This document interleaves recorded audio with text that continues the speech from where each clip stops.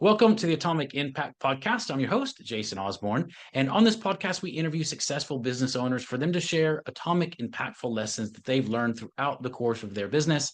Share them with us so that we can all learn together. As always, this show is sponsored by the LinkedIn Reverse Podcast Method, the new way that established businesses are creating a reliable acquisition channel conversations with their ideal prospects in a relationship building way. We use this method to book 26 qualified leads and sales calls in 10 days without any ad spend, outreach, endless social media posting, or any of the old, ineffective traditional marketing methods that everybody hates. To find out more, direct message me on LinkedIn to have a chat. The link to that will be in the show notes below. But on today's show, it's my privilege to have Luke Dillon on. He's the owner of For Performance Group, where he provides founder and executive coaching. So, Luke, thank you so much and welcome to the show today. I want to start off by asking you a question that I always love to start off with, and that is this: if you were somehow able to go back in time to when you started your very first business, but knowing what you know now, what would you do differently in the first 12 months? Yeah, thanks, Jason. Great to be with you today and your listeners. What would I do differently? Definitely get a coach, number one. And number two, I think be more selective in how I built my teams around me. Recruit slower and definitely pay more attention to getting the right people in the right roles. I think that was an error that I made in previous businesses, was often having great people on the team, but they weren't in the right seat where they were playing to their strengths. Yeah.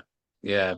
What's one of the key things that you learned on how to get people, the right people in the right seat? Because I know that's a challenge for, I don't think any business owner just automatically knows that. I think they learn that through experience, oftentimes bad experience. But what's some of the things you've learned, the tips if someone's asking, hey, Luke, what's a good way for me to really understand if this is the right person?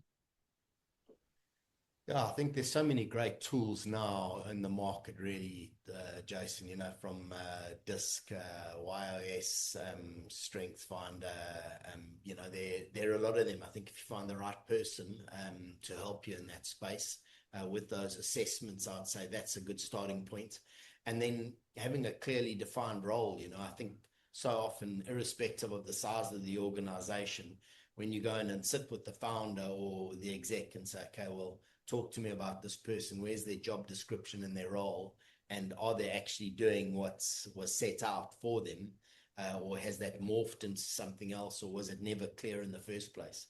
Because when you think about an organizational goals and you have whatever your plan trajectory and growth plan is, you're going to taper that down or feed that down through the various levels of the organization. And each person should know what their role is and how they contribute to the organization achieving the organization's goals.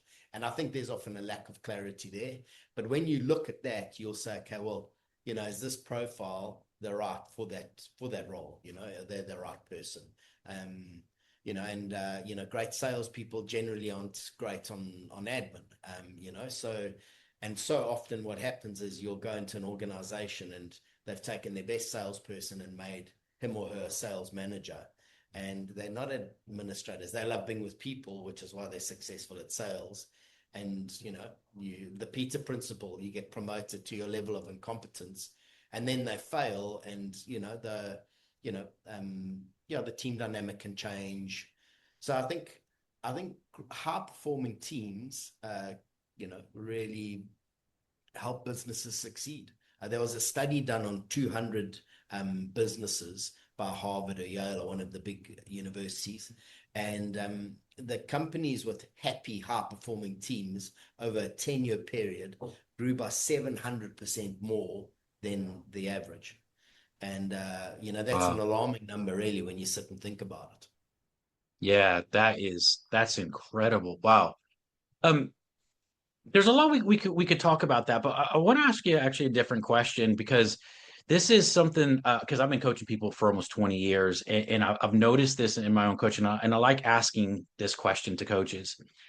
I know you do a lot of executive founder coaching, and I'm sure there's probably one main theme that you see as you coach people. It's like if people just knew this one thing, it's something that you feel like you have to repeat over and over and over when you're coaching people. It's like if they just knew this one thing, it would help people out so much.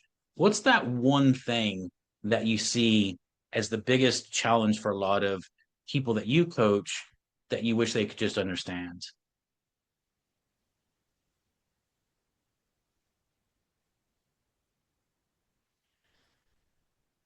I'd say a lack of clarity, and by that I mean clarity in the sense of what the organizational goal is, and that everyone on the team understands what that is.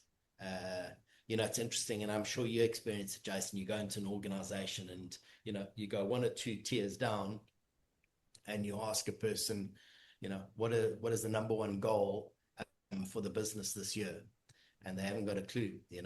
I sat the other day with an executive team, 7 people, and I went around the table and they weren't allowed to make eye contact or to hint at each other, and asked, and everyone had a different idea of what the goal was. So I think clarity is a key thing. And, in any relationship, be it work or otherwise, what leads to disappointment is unmet expectation. And that's on both sides, of that equation, from an employee and employer perspective. And I think very often the employer feels like there's been under delivery, and vice versa. But if there isn't clarity on what my deliverable is and what I'm being measured on, then how do I succeed? And I mean, you'll know, as a coach, why do people leave? I mean, everyone thinks it's for money, but I mean, I think that globally ranks at number 5 or number 6. The reason people leave organizations is because they're unfulfilled, or, they don't feel like they're growing. So I think clarity's number one. Yeah, yeah, What do you clarity, think? absolutely.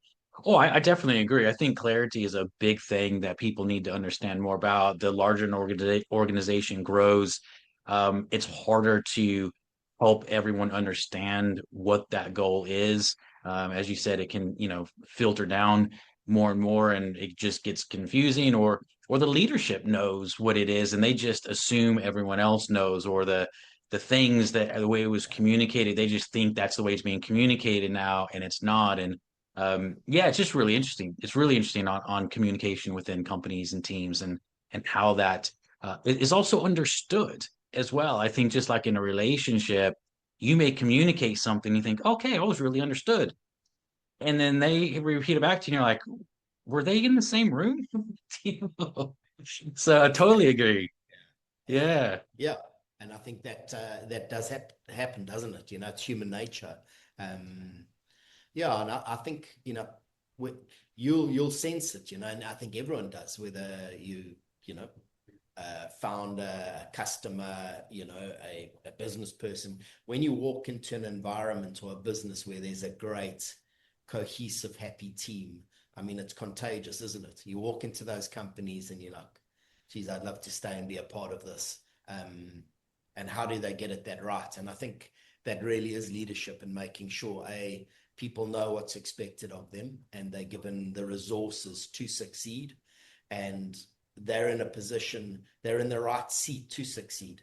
Um, and that's a tricky thing to get right. But I think if you get it right, and you have a high performing team, the product doesn't need to be brilliant, but high performing teams will still succeed. And Yeah. that's often the case. You look in the market and you will have come across businesses. Their product's not that unique, but they've got an incredible team running with that Yeah. product. Yeah, absolutely, absolutely. Well, look, one of the other questions, I usually ask this question because it's a favorite question of mine. All my other questions kind of just flow. But I always like to ask a question around challenges in business, because we all have them. It's something that, as a business owner, sometimes we can feel very lonely in that, or feel like we're the only one going through that. And so I like to kind of normalize that and just talk about them, because people can relate to that sort of stuff. So, having said that, this can be with any business you've ever had, but what's the number one biggest business challenge that you've faced? And what's the lesson that you learned from that? Sure. The biggest one, that'd be Yeah, I've had various businesses over the last 25 years. Some of them have been very successful and some of them have been terrible failures. I've lived through a liquidation.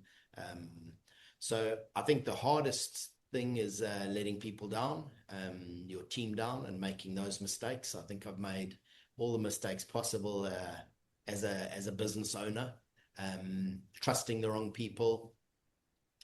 So the biggest challenge I think is, yeah, is recognizing when to pull the trigger on a decision. And I think a lot of business owners experience that at some stage, whether it's as a result of imposter syndrome, which is another thing I think all business owners go through, where, how did I get here, and how am I running a business or a team this size? I'm not capable of it. But I'd say knowing when to being decisive, I would say, led to most of my challenge, or being indecisive and not making decisions faster. Um, you know, yeah, I would say that was definitely it. And having said that, your greatest failures are often your greatest lessons. And I think those have all helped me radically as a coach to have sat in that seat, in closing a business and retrenching people, and having all the tough conversations you have to have to being successful and thinking that, you're invincible. Yeah, yeah, it's a huge roller coaster. I heard someone once say that if you want to, the number one self-improvement course you can go through is owning your own business. Yeah, definitely. Yeah, it forces you to just look at yourself because there's no one else to blame. Yeah. It's like you are it. And yeah, totally. You have some really high highs and some really low lows for sure. Well, over the next, say, 2 to 3 years of the business, Luke, what's your goals? What would you like to achieve? Yeah, I think to keep growing, I'm very blessed in how my business has grown. My clients are all referrals now. So, it's to keep working with founders. I mean, I think as a coach, you're very blessed in getting to live vicariously through other business owners, although I do have other business interests. So I think my goal would be to help another two or three business owners exit successfully on their terms. Um, I mean, that's the work I love doing with founders.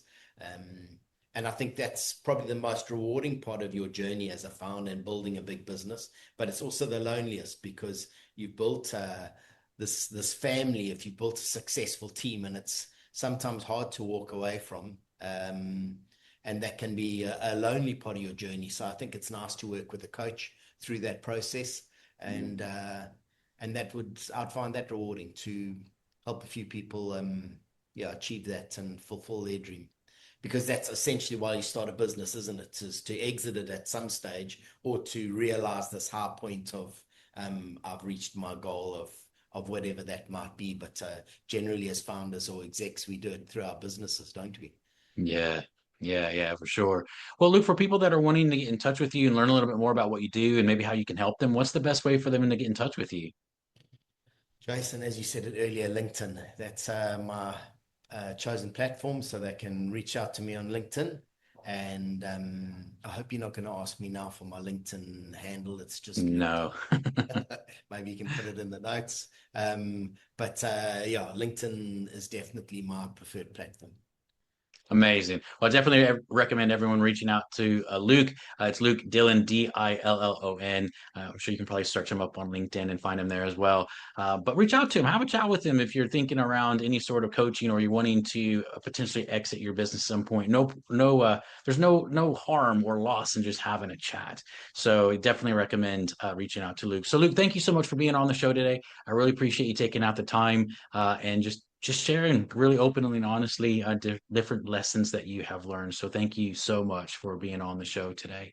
And as a reminder for everyone listening, this show is sponsored by the LinkedIn Reverse Podcast Method, the new way that established businesses are creating a reliable acquisition channel of conversations with their ideal prospects that doesn't rely on any of the old, ineffective traditional marketing methods that everybody hates. So to find out more, direct message me on LinkedIn to have a chat. That's Jason A. Osborn. The link to that will be in the show notes below. And until next episode, stay inspired.